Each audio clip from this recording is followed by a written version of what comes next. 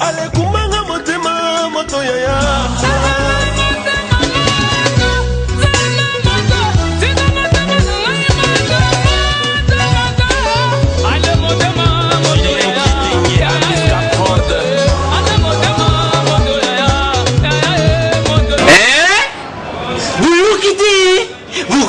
Kaka Kinshasa Nabiso Kin eleki partout KNB Kinshasa Nabiso Kin eleki partout Kinshasa eleki partout mikuru meza bino pardon Jima sala ilo karata kate ya ona benga yo Jima mukende umela bana kin ke bana jago zape so kuta nango KNB Telema KNB Telema Kinshasa eleki partout Jimi Kendi Oumela KNB ko zape te so kuta nango check au Vandi.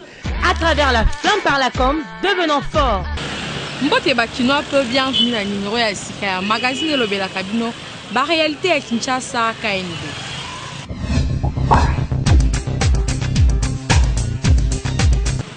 Contraste entre la démocratie au commande à mutu ya opposition à kopi ko solana mutu ya majorité te.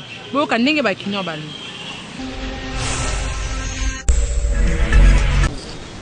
Kinshasa l'équipe partout magazine abino teko solana bakinois par rapport à constat au tosali na Kinshasa na ba parti politique mingi awa na Kinshasa ezala du côté ya majorité ou bien côté ya opposition parce que bango nyonso ba bibenga ka ba démocrate mais constat au tosali que bazomi benga ba démocrate mais baza ba intolérant baza na tolérance te yango teko solana bakinois ba pesa biso ba point de vue na bango au moins to bima na ba marche ba tout ça au moins ba bakei non c'est pas ça. Donc une bonne solution pour nous la démocratie à Malamu, tout le cato zoapé à Baninga. Il y a majorité à quel côté opposition à l'Imbongo. Ba opinion qu'on a raté. Mutuna mutado mona que ngane na zaboy et sengeli na voté mutu. Donc il y a problème ils doivent se mettre ensemble. Pour savoir accepter mutuna et le quoi bien, ce que ça le quoi bien, il faut toujours accepter.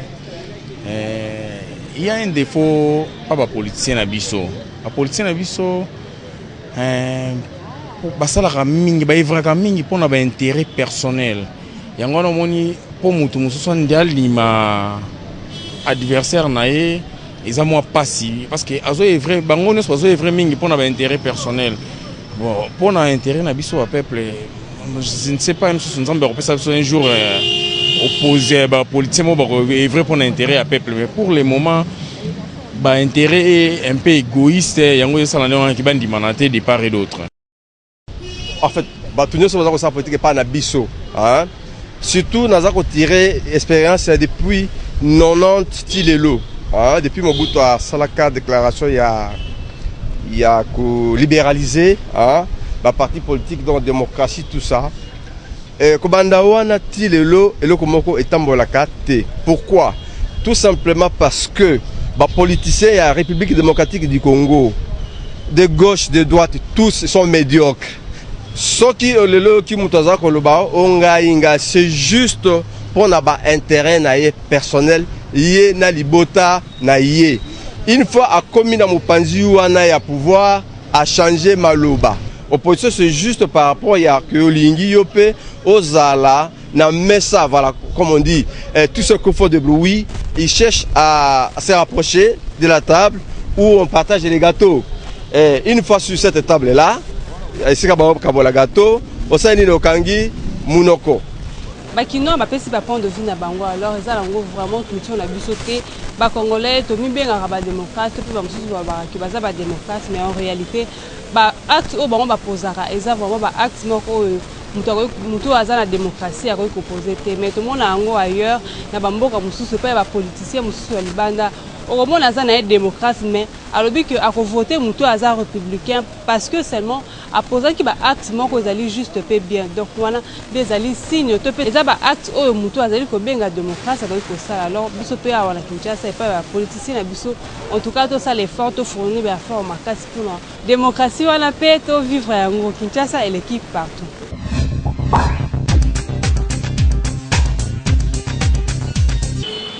Et le Bamaka, il n'y a pas de saut métier, il n'y a que de saut de gens. Batou mingi basala ka misala ma boko me basala ka content na misala na bango tembe wa envie ka bato basala ka na ba bureau.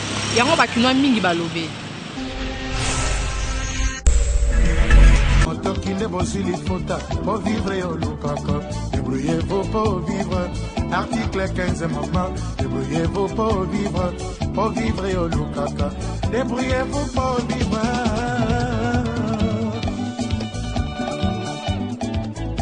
bato ebele awa na Kinshasa bazara soki atanga ba classe aza na ba diplôme to diplôme ya université tant mosusu aza licencié soki azosala musala moko eza fonction libérale mingi bamonaka nga nasalaka te donc balobaka kaka bato basalaka na ba bureau nde basalaka toyebi te soki musala oyo ya yo moko ezopermettre yo ovivre bien ezokotopela yo mpe mbongo ezopermettre yo ovivre eza musala te to kosala na bureau kaka nde eza musala yango tongi toyeba lelo pourquoi est ce que balobaka bongo oyo de choix des autres pour nana mukeli esengelo sala yango fokola nango ka ndeti biso sala ka ngana électricité auto nazo sala nazo zwa oyo esengeli nazwa na ko vie loka mutu msute ezaka choix mutu na ko loba ka eza choix mutu na ko kota na katsa mutu ana te kasi musala so poni landela ngoti na suka okozwaka yako ya jouer obeta bale yango pona azozula mpe mbongo yako ya biso foko pona musala oyo esengelo sala na mukili po au réussir au rezo yango wana nde ya malamu ça va muso na yebi neti ngai na lingi mosala na mingi lo na mvia ko mosala mo te na mécanicien mosala nga na pona ngona na ko mvie bureau te donc na lingi mécanique mingi po mosala le futa ngande yango mosala ko futa yo yango nde ko sepela jamais ko sepela mosala moninga ko peso ile côté te pona kenda so makoki ya Chine za mena mosala nga na sala mbona nga ka ona mona ke kokiti so so liya ke lo ekoki na mungongo nae neti kana olia na makana nga ekoki pona nga nde na zabo na mvia ka bango na ndenge ya bango na sepela nde basala po baba likaba mninga foko sepela nango mais na vie ba ona ndenga lokoso mona koma nde tika ba baza te bongo te ako asala na musala o nzamba pesi ya monike ya koki nango asalela ngo neti ngai bona makala na ngai na zaka fier nango pone na zabo so na teki makana nga yango na kolela yango na komela nkoiso na lingi ata siko na koti na bosombelanga po eza ya ngai na yibite pour travailler na bureau eza mieux c'est parce que par rapport na ba capacité mutu aza ko reconnaître ya tanga yango to préféraka mutu asala na bureau et par rapport na ko vivre dans l'informel mais mieux to préféraka bureau. Bureau est le coût à chaque mois, salaire est fixé, est bien déterminé, et puis assurance est allée. Par rapport à l'informel, informel aux autres travailleurs, il y a des aléas dans la vie. Au coquille comme matale, lobo kiti, il y a un autre préféré bureau, ça n'a pas avantage de délai par rapport à l'informel. Bon, qui a raison, il y a des balobi. Alors, il faut que aux à la licencier, ceux qui ont la bureau et que aux à la moussala, ils ont permettre de vivre bien. Donc, ils ont la moussala, les gens que mutazo travaillent, moussala les akaraté, mutazo ça na bureau d'azo travailler. Non, peut-être qu'ils peuvent mutazo na boutique na yo, magasin, tout supermarché na yo, moko fonctionnaire côté la bongo, tout alimentation. Ils ont moussala, yo li moussala rendé parce que mutu soupe na bureau, aza kutu na bongo kaka azo zelani ka na fin du mois, mais yo za na bongo mo ils ont kotaka donc de to benga rato du jour. Donc il n'y a pas de saut métier, il n'y a que de saut genre moussala nyonso, ils ont moussala Kinshasa et l'équipe part. Na ba supermarché to na ba restaurant ceux qui vendeurs à rendre clients na bango service mbongo o etika la mingi ba insistaka ba pesa bango yango to tuni soki pour boire ezalaka obligatoire. Kinshasa l'équipe partout quand net au messana koloba ndé Kinshasa pesa ba réalité nango to ite ba soki ke na supermarché ko sombelo to ke na endroit moko ezo senga ke ba servir yo ba rendre service il faut ça ce qui est obligatoire otiki la bato wana pour boire za ba agent ya sécurité et za bato ba servir yo yango to ino ko so la première ba kinya ba so ba za l'habitude à otika pour boire et puis ce qui est za la obligatoire. Bon, ça dépend de quelle optique. Vous voyez, dans la société nous avons des droits et de devoirs. C'est tout à fait normal lorsque quelqu'un vous sert quelque chose. Vous devez lui donner quelque chose pour l'encourager parce que nous savons d'une manière ou d'une autre, dans les hôtels ou dans les restaurants ou dans des lieux publics, les salaires ne sont vraiment pas consistants. Et c'est la raison pour laquelle vous allez voir aux États-Unis par exemple, en France et partout ailleurs, c'est presque dans leur éthique cet esprit de pourboire. ce n'est pas une obligation, mais c'est notre devoir de faire quelque chose de bien à la personne qui nous a servi. Bon, Isaïlo a saigné yo salango volontairement. Ce mouté manuel s'appelle l'andenge. Alors ça pose au salaire place à salaire. Dans le service ou à rendre dans minute tu as ce mouté manuel s'appelle au CPL ça ou au CPL ça. Bon, c'est pas obligatoire, hein, ça dépend de la volonté de la personne. C'est obligatoire. Bon, premièrement, nous avons ça la moussala na yo. Nous avons ça la moussala, nous avons la mbo on a fin du mois. On commence de ce côté, mais la mouti pas payer ça quelque chose. Ce n'est pas bien. Les a bien été. Dans une alimentation, au cours de l'alimentation, il y a achat. Il faut des factures na yo. Quand golingo bima, si peut y avoir un reliquat c'est calaki. Au cours de ça, doit ici. Ce n'est pas une obligation. Par contre, une fois j'étais au Nigeria, c'est un service. Tu peux arriver dans un quartier, oui, place Moroté, au service, qu'est-ce que monsieur ou bien ma petit quartier. Rendre un service, place Moroté pour la adresse ou après soit adresse complète. Il t'a rendu un service, il a droit à un pourboire. Mais l'alimentation, ce n'est pas une obligation comme telle.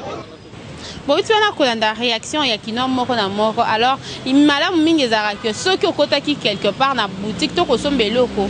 Au tiki voiture, on a un parking, on a monté à sécurité, à sécuriser mon tout canal. Peut-être pour ami, oui, et ça, on va foutre la carrière.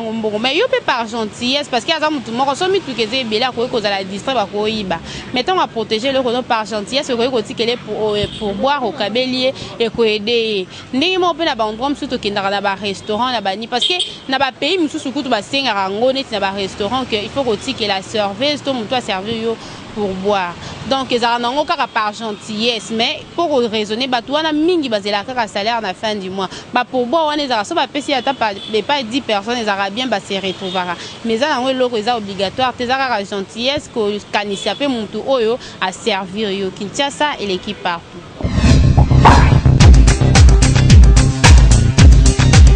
Jamais rata rubrique Nabino ya selfie kanga photo sika mokepe buka kingo tinda photo na yo na page Facebook Kinshasa na biso kaende.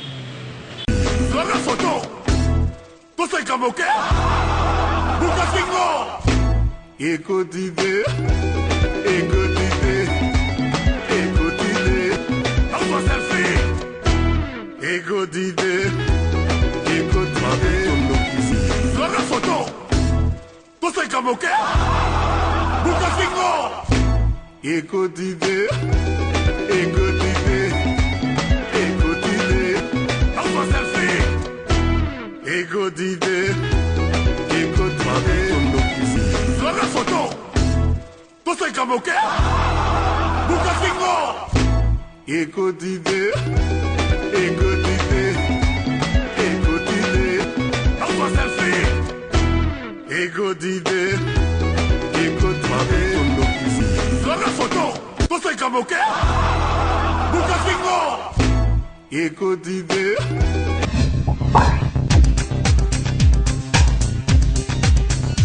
Ko aider moi na topé ko ça et la moi na devoir ils allaient deux choses différentes. Yango to tuni pona ko koyeba ceux qui parents allaient na droit ko ça et la moi na devoir.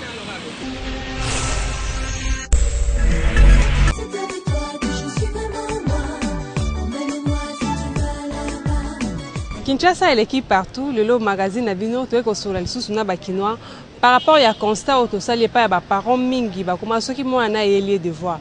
Au lieu là que ça moi na expliquer moi na tala il faut ça la faut ça la mais yemoko azozo yango azosala ngo na place ya moi na yango to ko so lo na bakinois ba pesa biso ba point de vue na bango. Là interdit par rapport ça la devoir à moi là par ceux qui moi là il a devoir pour expliquer moi. Mais yo ko zo bité on va ni do bando ça la moi na eza mabe moi la za pour ça yeba te ko yebité mais yo par au bando ko zo engagement ya moi non moi na tika moi ça devoir na ye devoir ba pesa kango ce qui va pesi devoir d'école ba ye no ba parents botala bola qui s'appelle moi na mais za ko komela moi na te. C'est pas obligeant un parent de faire un devoir à son enfant mais de les guider quand même hein, de donner certains exercices à l'enfant. Et puis l'enfant reprend ce que les parents font et à son tour il fait son devoir. Devoir na mobote zaine kotala devoir au moins na yenango kotala ndenge ni ya sala ko sengi na copie pour devoir ne savait pas pesa ngo fa sala copie nango za na classe otali ndenge basala kuna na classe po bakopesa devoir te koka na ndenge bapesaki na classe faut ba changer moi ba méthode mosusu moi moke otali ndenge basalaki na classe otali devoir oyo ayaki na yango ndo luki moya ko baneke yo sala nano sala modèle oyo yebeli na classe soki asali yo otali soko moni ke eza penza eza malamu te ndo bandi kolakisa yobi ke te basalaka boye te ndo pesi na façon d'explication na yo otuni soka comprendre te yo pa uziko zo papier osali mo devoir mususu par rapport no ba pesa kina mama ndenge critère mususu o meki soka koki nde obine ke siko sala devoir no ta basala ka boye la kisi ndeko zala penda devoir mo boti penda malamu ndeko sala ke mona pe mayele efungwama ke yo mo boti ozikaye o komele devoir mais à comprendre le côté abado ke kala bozo ba wana ti akokola nango bakinoa baémettre baopinion na bango mais ezali conseillable te na yo parents ozwa devoir ya mwana osala yango na place na ye de préférence soki mwana ayeli yo devoir il faut kozwa papier ozwi feuille ozwi bic olakisi ye mwana tala il faut kosala boye après mwana soki acomprendre ye nde akozwa yango mpe asali yango na tour na ye ntango akoye na classe soki aéchoué ou bien soki aréussir ezala na faute ya mwana mais yo parents ozwi kaye ozwi stylo okomeli mwana devoir soki mwana ake nango na classe mpe azwi 0 faute ezala nani akobima zoba en tout cas yo nde parent okobima zoba mpe okobima ridicule kozala vraiment malamu mingi te Kinshasa eleki partout. Mama mobali na yo akufi eke atiki mwana mususu libanda oyo otikala koyeba te mais famille na ye ba se permettre ya koyela o mwana wana okosala nini?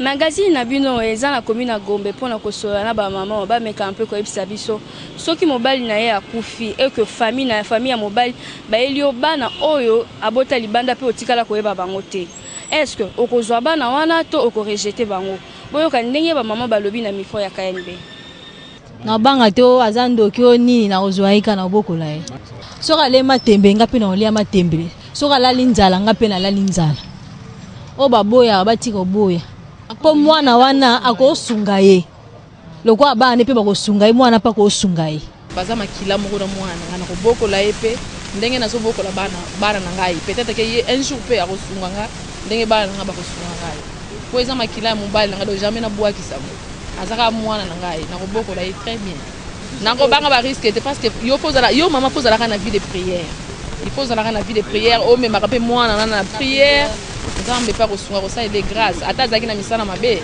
nzamba kotia loboko akokoma ne bien loboko ozwi mwana na loboko lie malamu akosunga yo un jour nakoboya te akozwa mwana wana parce que mwana azali mwana ya mobali na ngaka pona ko ba mwana mobali na ngaka te mais na moni mwana eliko ba mwana wana tamso ba bombaki po ba mobali nga peut-être akoya ko banga pona ngai que mwana wana aza mwana botaki na libanda mais tant bango famille ne ba yebi que a mwana bango baye na ye nakoboya ete soki ndako ngala za na ngana na esika ya kotia mwana wana soki eza que place eza te bobobi bino boboko ya mwana mais soki ndako eza nango esika bazo bande one bawala bakolala na bango y a pas de problème soki moya kolesa ezali te mais bongo ngana lesaka na ndako eza ndeni soki baliaka kaka mwa loso wana bakabulika loso wana mpona loso wana mokeka wana nzambe akopambola yango yo oza moto yo ali mama oboti bana mpona nini okoboya mwana moninga bayeli yo ye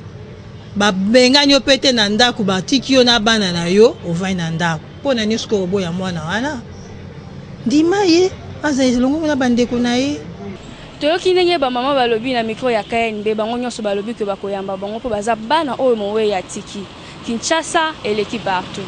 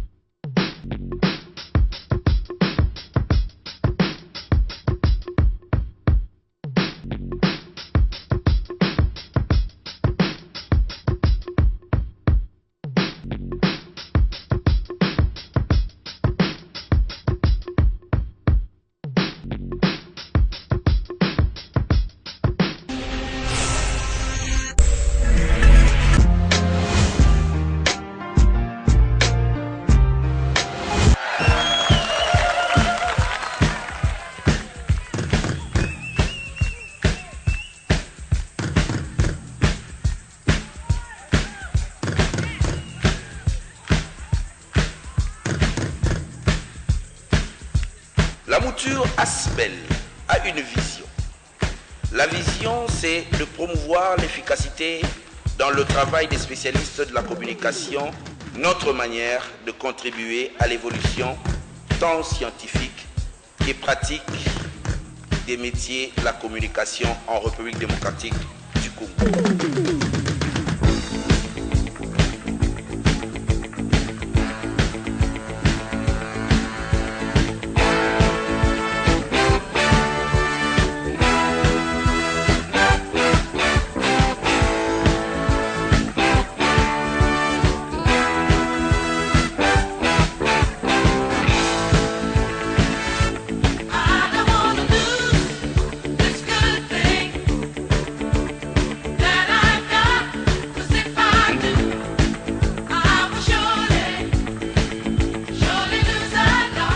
Nous sommes au numéro 2 de l'avenue Polo Maurice, référence à Ressabena sur le boulevard du 30 juin à la commune Gombe.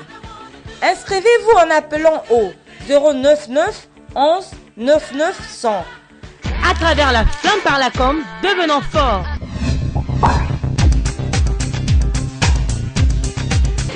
FC Renaissance Fibo na Fibo et betaki match na bango lobby na cadre ya Lina Foot yango ba supporters ba pesa ki ba pronostic na bango avant match.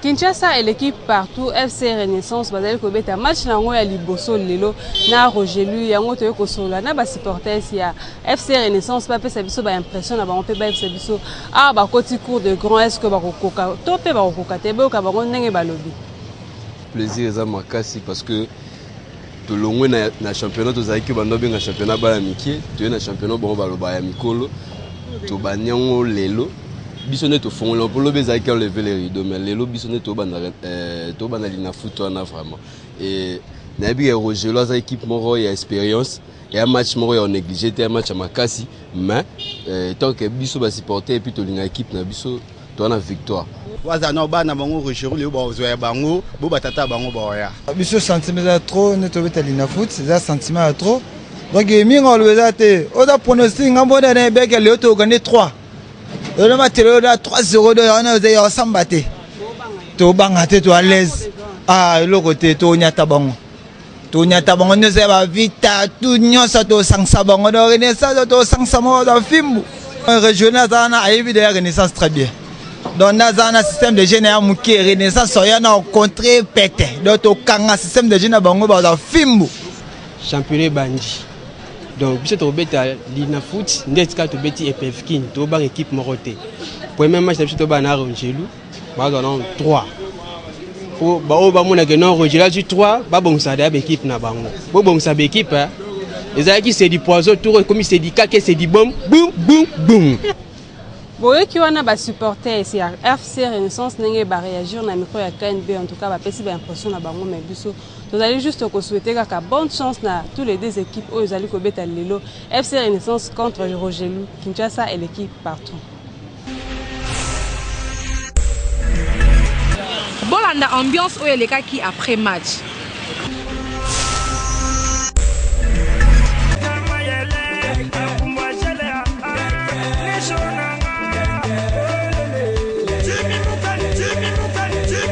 L'équipe est bien, malheureusement la première journée, malgré les raisons raté, mais l'équipe est bien. Tout soutenir l'équipe n'a but, c'est pour ça soutien.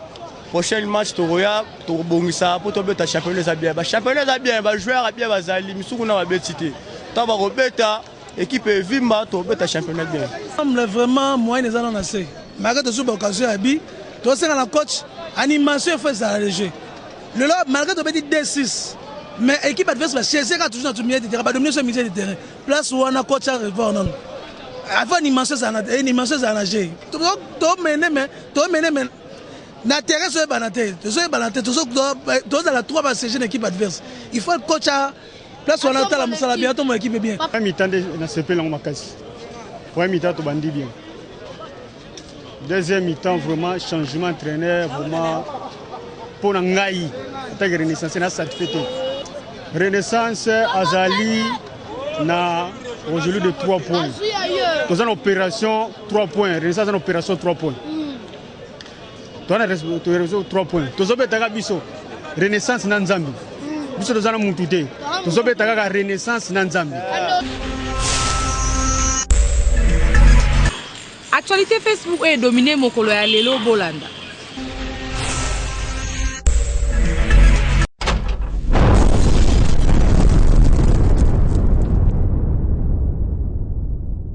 Tobanda actualité Facebook na économie ba indice nyonso ya crise économique est comme visible na Kinshasa. $10 est comme ko se changer na 12 030 francs lelo déjà na ba place mususu. Bazo somba dollar na 13 000 francs congolais. Stabilité monétaire zéro, dépréciation du franc congolais, cadre macroéconomique en débandade. Ce qui implique directement hausse et prix à bilo qu'on a marché, c'est un long article publié dans le site ya Radio 4. Sachet à sucre, il y a 5 kilos dans Zando et commis 5 500 francs dans cité Koutuko Lobati. L'os il y a 25 kilos de 21 000 à 24 000 francs congolais. Ba commerçant bazo le la que bilo kwezo matana rythme ya dollar mais bancarisation ya salaire ya ba papa ezo futa makaka en francs congolais penato ya deuxième république. Donc mikolo yompiaka nzala pe souffrance ezo caractériser vie ya ba kinois oyo bazo nyo comme likolo ya gouvernement oyo ya ba technocrate. Après le général Kanyama, États-Unis a gelé ba bien ya 2 généraux na armée à RDC. Gabriel Amisi na John Numbi, raison ba pesi po na John Numbi po na ba engagement na ye ya ba action politique pe Amisi azo menacer kimia na RDC. Pendant le ministre de la Défense Crispin Atama, il a accusé les États-Unis de luka ko armé ba mercenaires na opposition. Ministre de la Communication Lambert Mende a dénoncé schéma appliqué na Libye pour qualifier aux États-Unis bazo sale. Dialogue ezongi lelo Edem Kodjo a réussir kaka ko ramener batunyon sot. Mais ba terre ya majorité na ya opposition baza déterminé ya kozwa consensus moko oyo kozala acceptable par tous. Mais na dernière minute, ba dialogueur ba reporter séance au Seni Corneille Nanga Azate. Pour na repesa bango ba explication mususu. Ba internet ba mituni. Soki avant ba kota na salle, Kodjo na ba modérateur ba yeba kiteke Corneille Nanga Azate. En Afrique, l'histoire se répète. Jean Ping alobi ke a ko assumer responsabilité na ye comme président élu ya peuple souverain. Asala ki prestation de serment na village na ye. Wana ezali sous théâtre de chez nous mais comme film nigérian. Dans ce qui sa actualité Facebook et alelo na image o ezo tambola makasi. Mwana o yazo bina kizomba lokola l'état azate. Desse jeito já não vou resistir. Nós a soca metade do quadradinho. Nós a soqueta do quadradinho. Ela soqueta do quadradinho. Nós a soqueta do quadradinho. Nós a soqueta do quadradinho. Ela soqueta do quadradinho. Nós a soqueta do quadradinho. Ela soqueta do quadradinho. Estou numa party com todos meus negas. E ela também está com algumas amigas. Todas gostosas, corpo cheio de curva. Mas os meus olhos estavam na miúda. Ela olhava só pra mim também. Meto meu dedo no ar, ela vem. E me disse, esqueça, ela quer o quadradinho. Na internet, tu komona nyonso. Ati Facebook o ezobimisa bango nyonso kala. Me kala makasi. Kinshasa et l'équipe partout. Merci na attention pe fidélité aux olembate ko pesa magazine lobe la kabino ba réalité à Kinshasa. Tokutani lobi na édition ya Sari Vimamba mais on continue toujours ko yeba ke Kinshasa et l'équipe partout.